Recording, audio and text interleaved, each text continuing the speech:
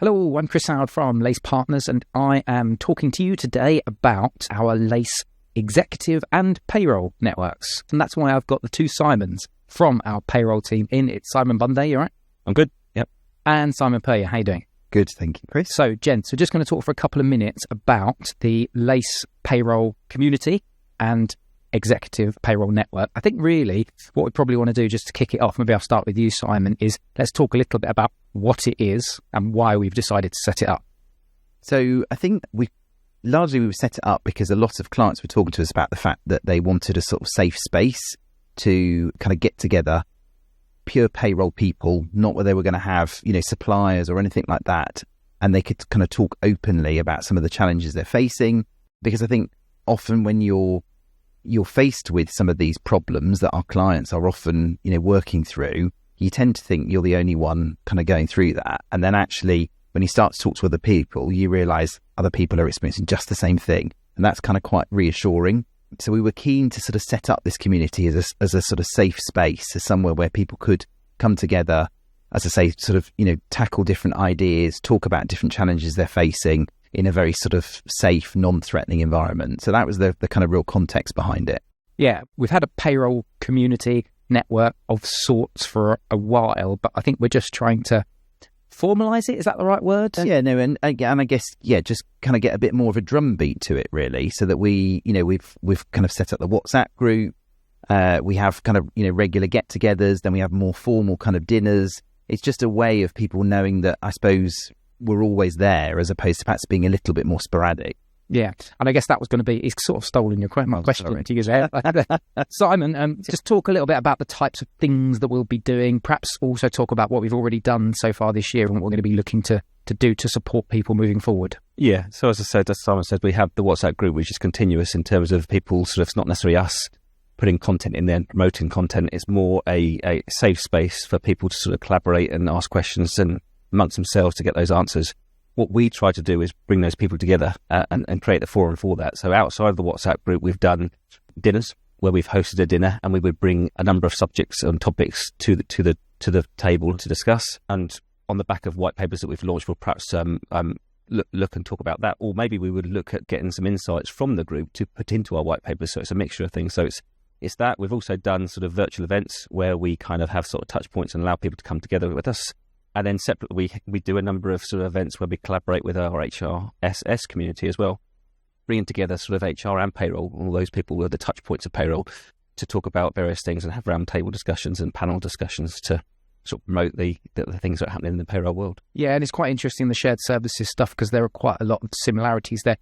I'll stick with you, Simon, because I want to talk about the types of things that you have been talking about with clients, just to maybe whet the appetite. And then, Simon, if you can build on just any topics or themes or something we've got in the pipeline. Yeah, well, AI is the big thing at the moment. Everyone's talking about AI and how AI can help with payroll. Now, I don't think AI will ever take over in terms of what the payroll function does. I think it will be a tool to assist payroll. So what we're finding is that there are things that accelerate the sort of day-to-day sort of jobs that AI is bringing to the table.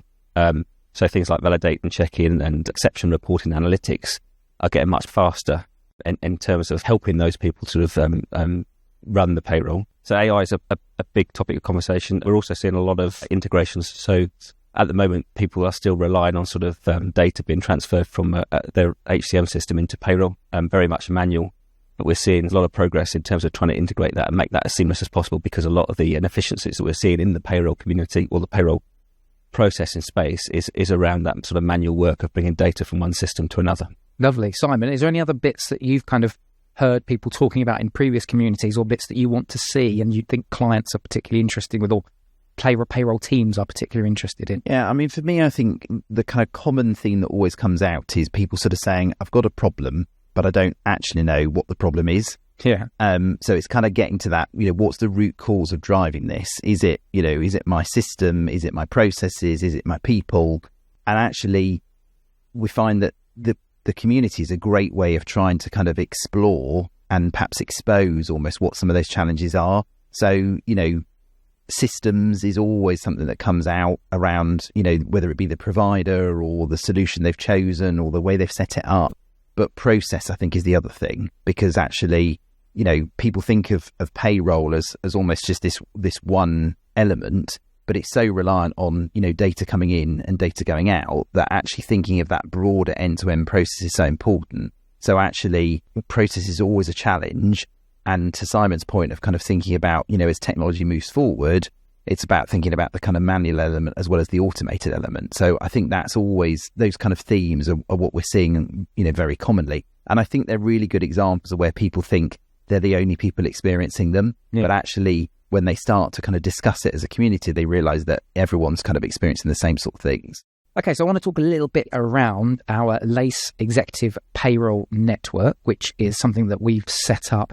I just want to get your views, or tell us a little bit about why we've set up the Executive Payroll Network and some of the bits that it includes as well. Yeah, so what's different about the Executive Network that we're setting up here is that we recognise that there's a new sort of role that's existed within payroll sort of within the last sort of 5, maybe 10 years, where we used to sort of have payroll managers. We've now got a very much more strategic role that exists, which is like a director of, head of, global head of type role, which is much more, as I say, strategic, less so than the transactional. So whereas our community network is got a mixture of people in, what we're looking for within the executive network is those sort of global heads of, those sort of director sort of level people, because we recognise it's a lonely place, right? There's no one else that knows what you do in the businesses, and you probably report to somebody within HR or finance who doesn't necessarily understand the day-to-day sort of challenges that you have within payroll. So this is a forum to bring peers together in a trusted and build a trusted relationship to sort of extend upon what we did with the community,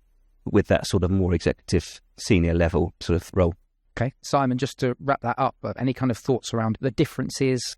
Yeah, I mean, I think, if you're operating at that kind of global head director of sort of payroll, you're probably faced with, you're managing potentially multiple countries, multiple people, a combination of maybe some in-house payrolls, outsourced payrolls. So your kind of day-to-day challenges will be quite varied, but also quite significant. And I think if by allowing us to set up this pure network of exec type payroll people, you're going to be all facing the same challenges. And therefore it provides that opportunity for those people to talk about those very specific elements they're facing. Whereas the kind of broader community can discuss a much broader range of challenges. This will be a bit more focused, but will also, again, still be that very safe environment, an environment where you can kind of peer-to-peer talk about those challenges you're facing. So I think it's a really great opportunity to kind of get that senior level of network together. And it's something that we're continually being asked for, which is what's led us to set up this specific network. Okay, brilliant. So if you want to find out more about the Executive Payroll Network, there's a form on this page. You can just fill that one in and then you'll get through to a member of the team, one of the Simons, no doubt, or another one of the payroll team. But yeah, let us know and we'd love to hear from you.